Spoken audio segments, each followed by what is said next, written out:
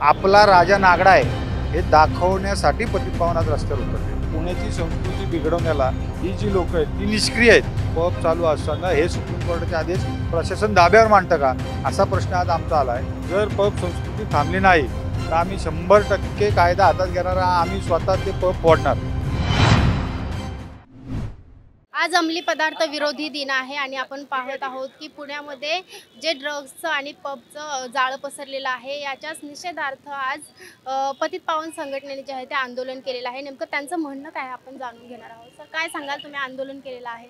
Actually पुण्यामध्ये जे बेकायदेशीररित्या पब चालतात, रात्रीची हे जे चालती रात्रीची लाईफ म्हणजे नाईट लाईफ म्हणू आपण, कोयता गँग आहे, गुटखा अवैधरित्या विक्री चालते, ड्रग्स चालतात, हिट अँड रन प्रकरण झाला, असे कित्येक मुद्दे आहेत। त्या मुद्द्यांना अनुसरून आज पतित पावनने पुण्याच्या हितासाठी पुण्याच्या विकासासाठी आज प्रश्न उठवला आहे। एक महत्त्वाचा मुद्दा म्हणजे असा की गणेश मंडळांच्या कार्यकर्त्यांना किंवा गणेश मंडळांना आज रात्री 10 नंतर सक्तीची बंदी असते साऊंडला, तेव्हा दाखवलं जातं की सुप्रीम कोर्टाचे आदेश आहेत। मग या जेव्हा पब चालू असतात तेव्हा पब चालू असताना हे सुप्रीम कोर्टाचे आदेश प्रशासन दाब्यावर मांडतं का असा प्रश्न आज आमचा आला आहे।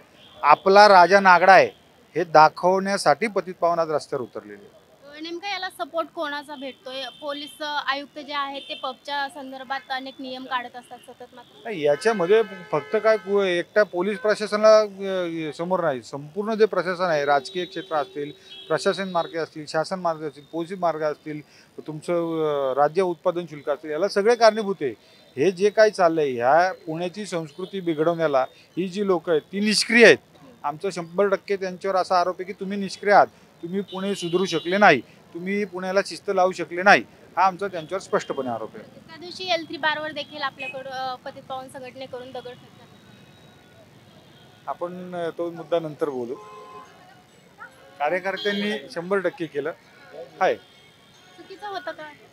नाही, जर चुकीचं घडत असेल तर पतित पावन 100% कायदा हातात घेणार आणि आम्ही समर्थन करणार त्याचं। जर यापुढे देखील पब आणि ड्रग्सची संस्कृती थांबेल का वाटते का तुम्हाला? आणि नाही थांबली तर यापुढे तुमचा काय भविष्य? जर पब संस्कृती थांबली नाही तर आम्ही 100% कायदा हातात घेणार, आम्ही स्वतः ते पब फोडणार।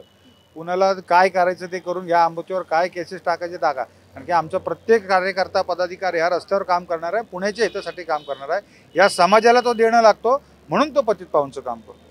नक्कीच आपण पाहिलं की पुण्यातील पब संस्कृती जर थांबली नाही तर आम्ही कायदा हातात घ्यायला देखील तयार आहोत असं त्यांचं म्हणणं आहे। स्नेहल निमगिरे, महाटॉक्स न्यूज, पुणे।